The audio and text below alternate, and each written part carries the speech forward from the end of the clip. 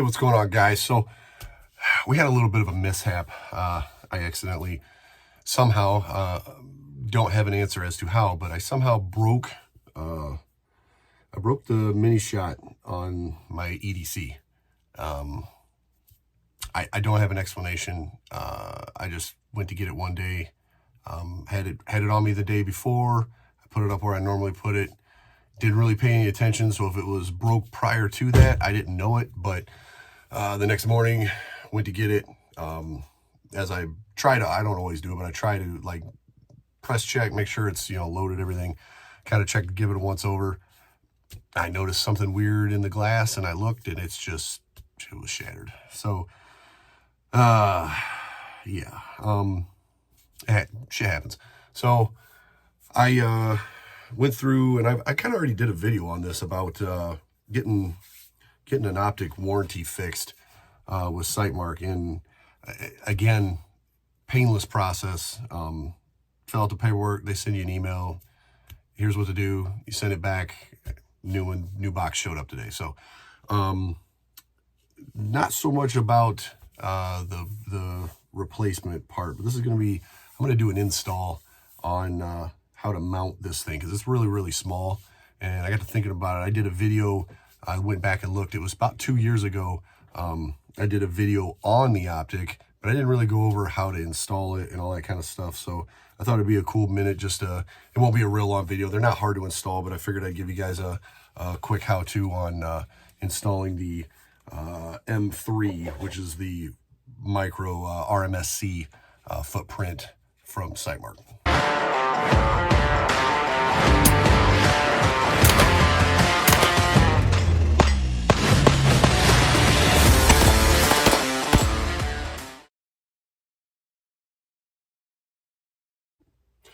All right, so for ease of this video and time constraints, like I said, I didn't want to make this a real long video, but I did want to go over what the item actually comes with. So obviously you've got your red dot here. So just to kind of give you an idea of what this thing actually looks like, it is very small. I mean, you can see, next to my thumb there, it's not much bigger than, the profile of my thumb there. It's fairly small.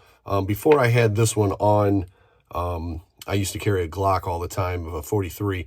I had, before that, I had the solar version of this. They got a solar version, and I wanted to carry that on another weapon, so I ended up putting this one on my EDC. I do like the slimmer profile for the EDC stuff, just to kind of keep it from having that much extra weight and bulk. Not that it's a huge amount, but for me, trying not to print, it can be kind of difficult sometimes, being athletic build and things of that nature. So I try to keep the profile as little as possible, and this helps. As you can see down on the bottom here, it does come with a low profile pick mount. So if you wanted to, you could use this on like a 45 cant on a AR or something like that, or you could even mount it on top. I know they've got some mounts where you can put one of these on top of a regular glass, like a scope, regular magnified optic. So very slim. One thing to note is it does not have an on-off. It does have a sensor. I believe it's down in this little hole right here, but if you cover the sensor, it will basically shut it off. Just putting this on it basically turns the optic off, so you don't have to worry about burning your battery. Now, obviously, if it's on your weapon and you're carrying it, you're not going to be, hey, I need to pull my weapon out, take this out, this lens cover off. But being that it's most likely going to be under a t-shirt or a jacket or something, it should be covered enough that it's going to not be fully on all the time. I will note that in lower light, it is an auto dim, so it will dim down. If you go outside, it will get brighter. So it is nice on that front. One other thing, it does come with this guy right here. Now, I have not personally used one of these. I'm more of a go outside and put some rounds down range and see where I'm hitting kind of guy. But if you're want to be more exacting, you can take this thing, and basically what you do is you run the adjustment Allen key through there, and then you'll set it and turn the whole thing all at once, and it will give you an approximate. And I say approximate because this doesn't have like the clicks, it's just a straight turn. So it like almost like a screw feel. You just turn it and it just goes in or out, depending on which way you need to go, obviously. But this will allow you to get an approximate MOA of how much you need to go. So I went ahead and pulled the screws out of the top of this. This is the original plate from SIG. We don't need that anymore. And I should have prepped this and pulled the screws out of this. Give me just a second here. We'll get the screws pulled out and we can get this thing mounted up. One size smaller.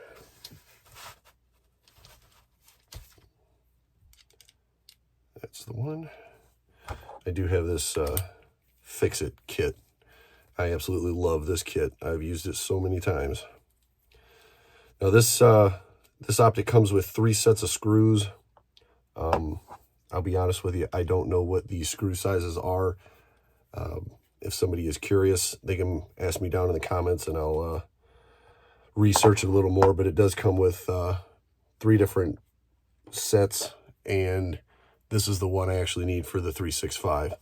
So once you get it ready here, as you can see, when you pull it off, there's no battery cover or anything like that. Basically, you just have a base plate that is kind of a plastic material, rubber. I'm not sure exactly what it is here, but and I broke that one. Awesome.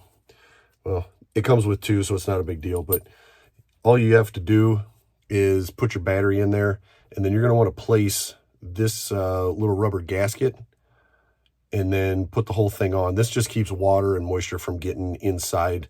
You don't want to ruin your battery or the internals on it. It does come with a brand new battery and a separate little baggie.